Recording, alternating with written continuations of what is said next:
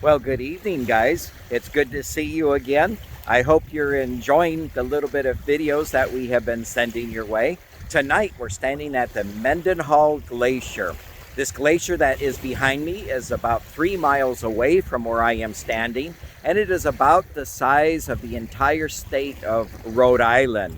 The water that you hear in the background in this lake is all runoff of that glacier. It is just a very, very neat place to say. I'm going to turn the camera around and zoom in on a few things just to give you, as we look out and over this lake that's about 2,000 feet deep and about 3 miles wide.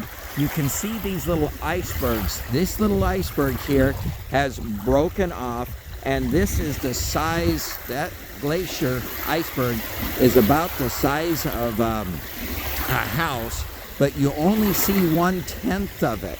The other 9/10 of the iceberg is underneath the water, and so it slowly drifts and it breaks up, and then it floats out down the river into the ocean.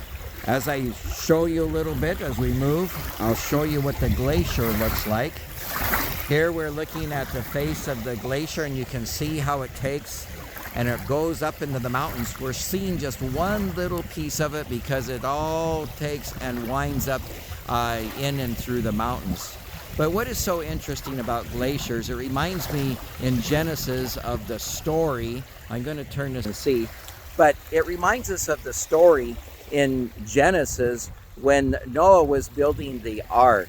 You know, God had, after the flood, that God had put a rainbow in the sky to remind Noah that he promised that he would never flood the world again with rain, and so we rest assured in that.